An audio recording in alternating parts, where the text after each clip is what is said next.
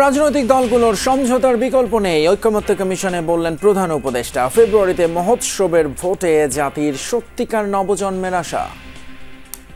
সমঝোতা বলেন, ঐক্য বলেন, যাই বলেন, যখন নির্বাচনে যাব একমত হয়ে সবাই যাব, এর মধ্যে কোনো দ্বিমত আর আমরা রাখব না। জুলাই সনদ নিয়ে আবারও আলোচনা কমিশনের। উৎসব মুখর ভোটের জন্য দরকার বাস্তবায়ন, বলছে এনসিপি। নির্বাচন কোনো কিছুর জন্য নির্ভরশীল নয়, মনে করে বিএনপি। এতদিন পর্যন্ত আমরা যে আলোচনাগুলো করেছি সেটা যেন একটা আইনি ভিত্তি লাভ করে এবং সে ব্যাপারে সকল রাজনৈতিক দলের কাছে ইতিবাচক ভূমিকার প্রত্যাশা করি। নির্বাচন অনুষ্ঠানে কোনো অনিশ্চয়তা দেখা দেয় কোনো না কোনো ভাবে, তাহলে করে সেটা আমাদের জাতীয় নিরাপত্তার জন্য হুমকি হবে, এমনকি সেটা আঞ্চলিক নিরাপত্তার বিষয় হয়ে দাঁড়াবে। আশুলিয়ায় মরদেহ পোড়ানোর মামলার আনুষ্ঠানিক বিচার শুরু। পৃথিবীর যে কোনো আদালতে উপস্থাপনের মতো অকাট্য প্রমাণ আছে বললেন চিফ প্রসিকিউটর। ডাকসুর প্রথম কার্যনির্বাহী সভায় শিক্ষার্থীদের প্রত্যাশা পূরণে কাজ করার অঙ্গীকার। জুলাই চেতনাকে ধারণের আশ্বাস জাকসু নেতাদের।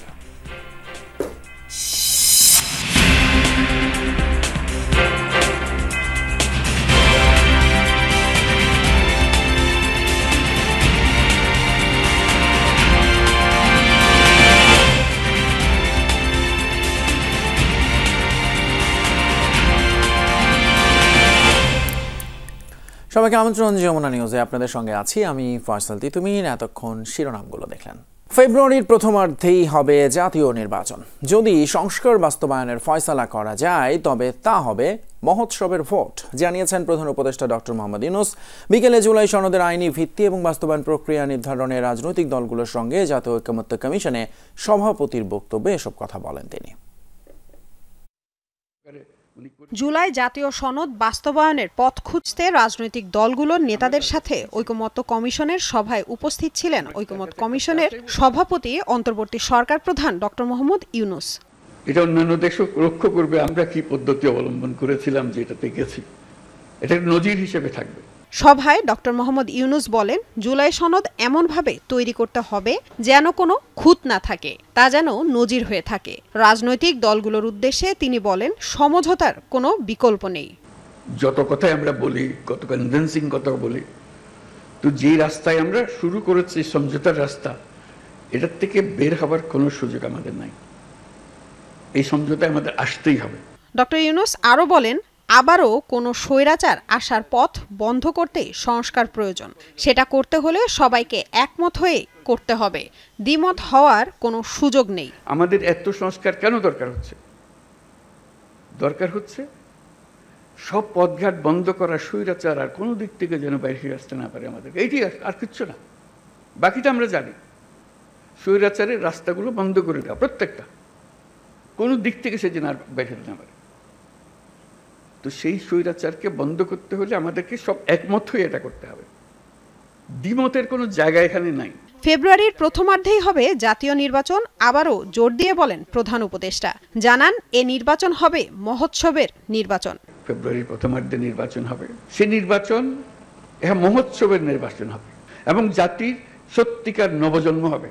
এই যে এত ত্যাগ, এত রক্ত, এত আত্মাহুতি, এগুলো সার্থক হবে যদি আমরা ওই নবজন্মটা লাভ করতে পারি।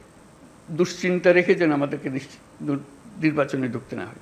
উৎসব এখান থেকে সৃষ্টি হবে, এই উৎসব নিয়েই নির্বাচন হবে এবং নির্বাচন ফেব্রুয়ারির প্রথমার্ধেই হবে। জুলাই অভ্যুত্থানের কথা মনে করিয়ে কমিশন সভাপতি অধ্যাপক ইউনূস বলেন, নতুন বাংলাদেশ তৈরির এ সুযোগ আর আসবে না, তাই সবাইকে ঐক্যবদ্ধ থাকার আহ্বানও জানান তিনি। যখনই আপনি এই সনদ করবেন কোলাকুলি করে যে হ্যাঁ আমরা একমত হয়ে গেছি, তাহলে নির্বাচন ইত্যাদি সব সার্থক হবে। লামিয়া তিথি, যমুনা নিউজ, ঢাকা। ভবিষ্যতে জুলাই সনদকে যেন কেউ চ্যালেঞ্জ বা বাস্তবায়ন রহিত করতে না পারে, সেজন্য শক্তিশালী আইনি ভিত্তির বিষয়ে একমত দলগুলো। জুলাই সনদের আইনি ভিত্তি এবং টেকসই বাস্তবায়নে কিছুটা নমনীয় হয়েছে তারা।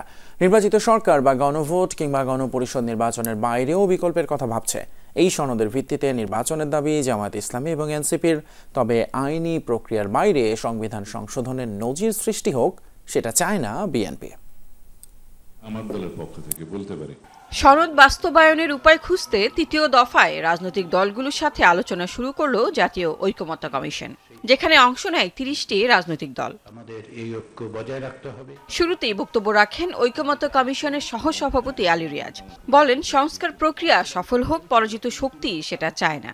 রাজনৈতিক দলগুলোর মধ্যে যে সহযোগিতার ধারা তৈরি হয়েছিল অতীতে, তা সামনের মাসগুলোতে অব্যাহত থেকে অক্ষুণ্ণ রেখে আমরা অবশ্যই একটি চূড়ান্ত পরিণতিতে উপনীত হতে পারব।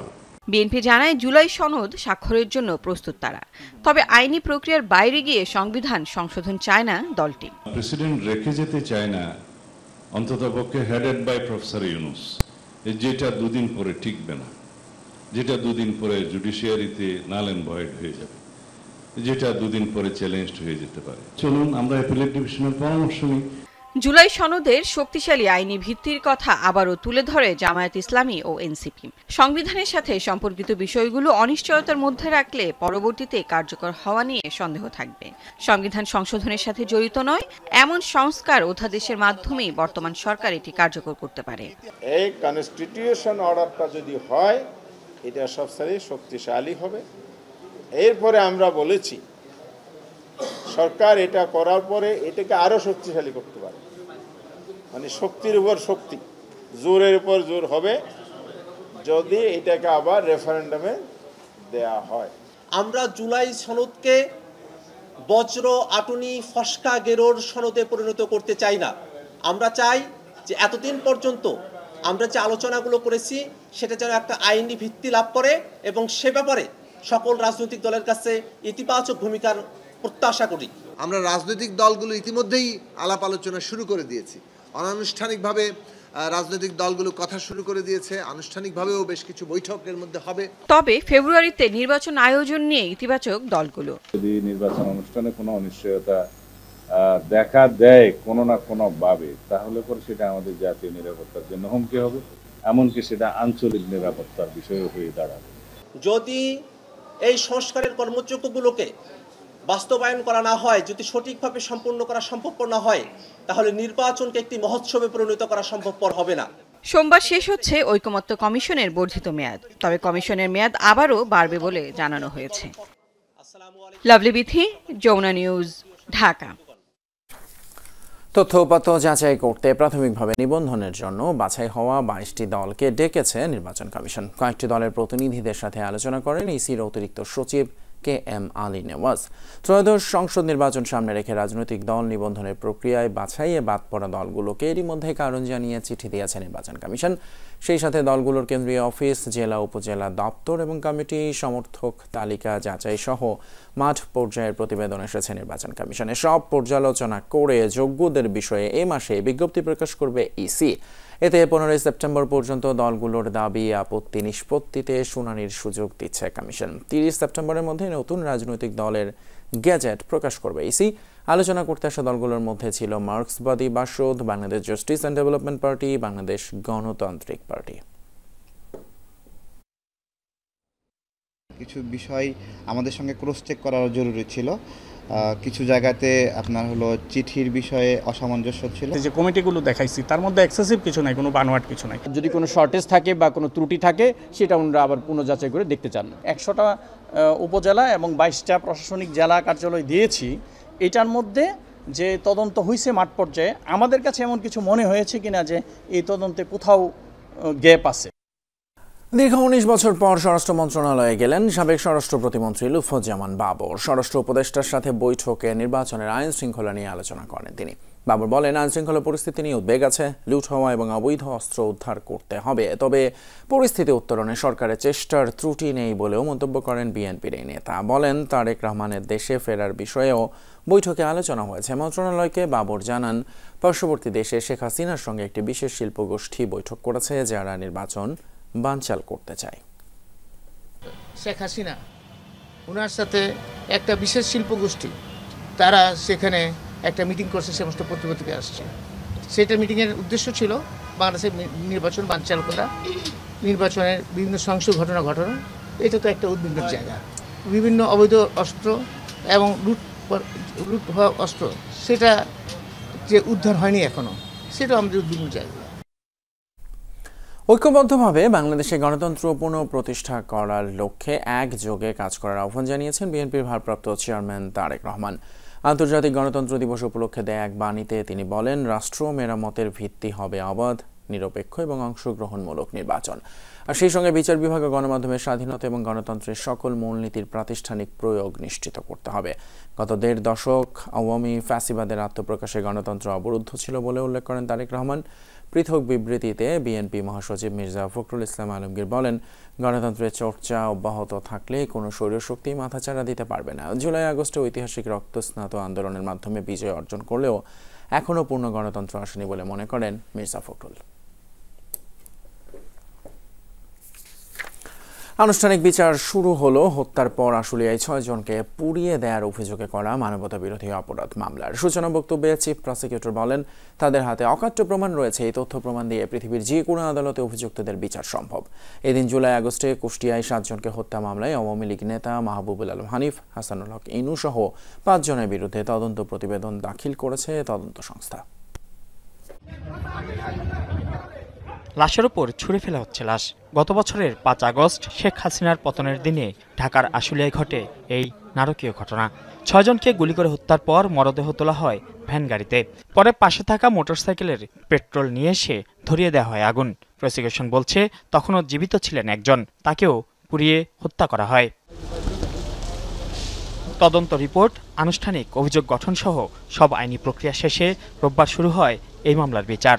এদিন সূচনা বক্তব্য উপস্থাপন করেন চিফ প্রসিকিউটর। বলেন, তাদের হাতে অকাট্য প্রমাণ রয়েছে, যা দিয়ে বিশ্বের যে কোনো আদালতে অভিযুক্তদের বিচার করা সম্ভব। আমরা যেটা বলেছি যে আমাদের কাছে যে ধরনের এভিডেন্স আছে সেগুলো কোনো বিচ্ছিন্ন এভিডেন্স নয়, এগুলো অকাট্যভাবে প্রমাণ করার মতো একটা অকাট্য প্রমাণ শৃঙ্খল, যার মাধ্যমে আমরা এই বিচারটাকে অত্যন্ত স্পষ্টভাবে প্রমাণ করতে পারবো এবং দুনিয়ার যে কোনো আদালতেই যাওয়া হোক না কেন এই সাক্ষ্য প্রমাণের ভিত্তিতে অপরাধীদের সাজা নিশ্চিত করা সম্ভব। শুনানিতে ট্রাইব্যুনাল ২-এর চেয়ারম্যান চিফ প্রসিকিউটরের কাছে জানতে চান, সশস্ত্র বাহিনীর সদস্যদের বিচার এই ট্রাইব্যুনালে হবে কিনা। জবাবে তাজুল ইসলাম বলেন, এই বিতর্কই অহেতুক। এই প্রশ্ন তোলার সুযোগ নেই যে international crimes tribunal act armed ফোর্সেসের লোকদের বিচার করতে পারবে কিনা। এটা অকাট্যভাবে প্রমাণিত এবং আইনের প্রত্যেকটা ধারা উপধারা উল্লেখ করে আমরা ট্রাইব্যুনালকে দেখিয়েছি যে এই আইনটা মূলত আর্মড এবং অক্সিলিয়ারি ফোর্সের বিচারের জন্য। এদিকে জুলাই আগস্টে কুষ্টিয়ায় ৭ জনকে হত্যা মামলায় আওয়ামী লীগ নেতা মাহবুবুল আলম হানিফ, হাসানুল হক ইনু সহ ৫ জনের বিরুদ্ধে তদন্ত প্রতিবেদন দাখিল করেছে তদন্ত সংস্থা। তাদের বিরুদ্ধে অভিযোগ এনে তাদের বিরুদ্ধে তদন্ত রিপোর্ট দাখিল করা হয়েছে। তদন্ত রিপোর্টের পর্যালোচনা সাপেক্ষে চিফ প্রসিকিউটর আগামী ২৯ তারিখের মধ্যেই তাদের বিরুদ্ধে আনুষ্ঠানিক অভিযোগ দাখিল করবেন। এদিকে ট্রাইব্যুনাল ২-এ আবু সাইদ হত্যা মামলার ৫ম দিনের সাক্ষ্য গ্রহণ হয়েছে। আর ট্রাইব্যুনাল ১-এ হয় চানখারপুল মামলার ৭ম দিনের সাক্ষ্য গ্রহণ। আরও কয়েকটি মামলার শুনানি হয় ট্রাইব্যুনালে।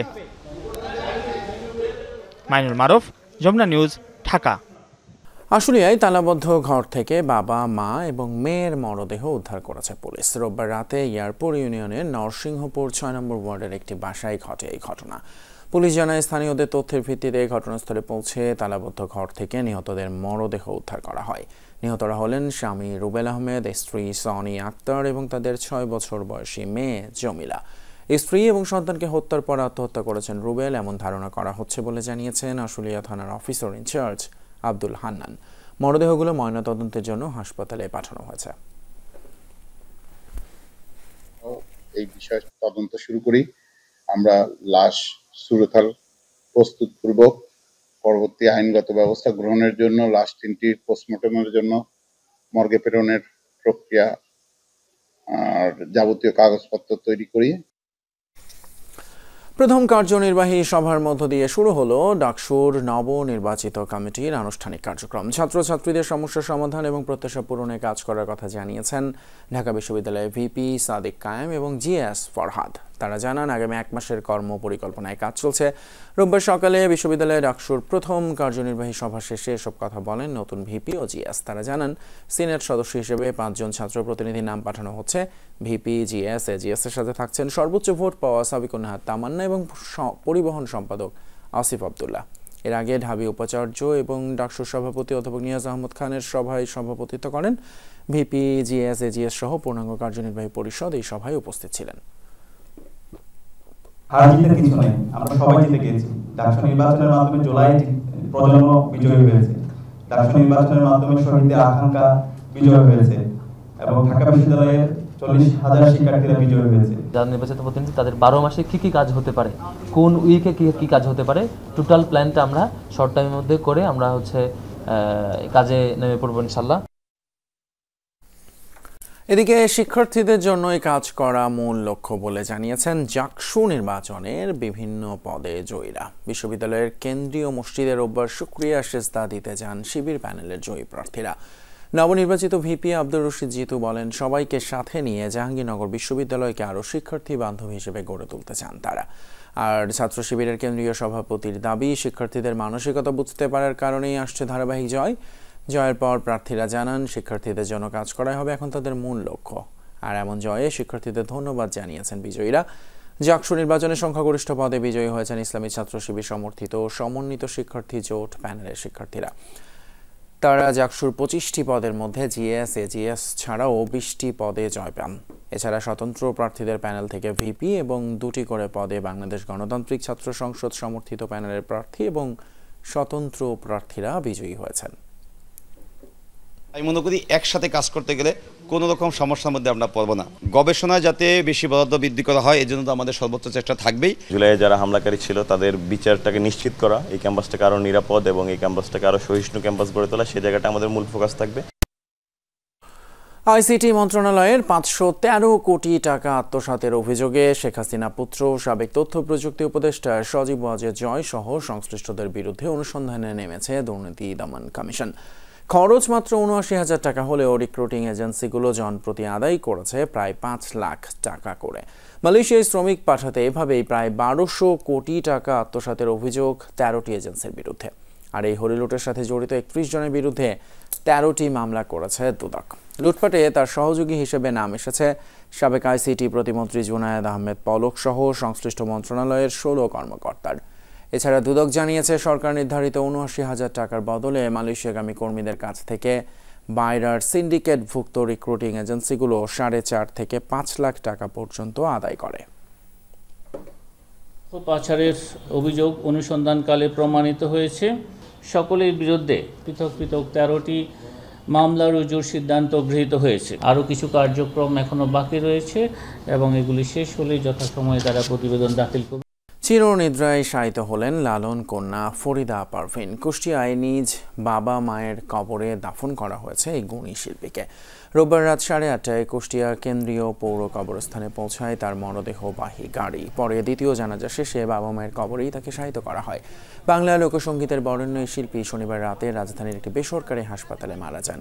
কেন্দ্রীয় শহীদ মিনারে সর্বসাধারণের শ্রদ্ধা নিবেদনের পর বেলা 12টায় ঢাকা বিশ্ববিদ্যালয়ের কেন্দ্রীয় জামে মসজিদে ফরিদা পারভিনের প্রথম জানাজা অনুষ্ঠিত হয়। এই ছিল আমাদের যমুনা নিউজের এখনকার আয়োজন। এতক্ষণ সাথে থাকার জন্য ধন্যবাদ আপনাদের সবাই।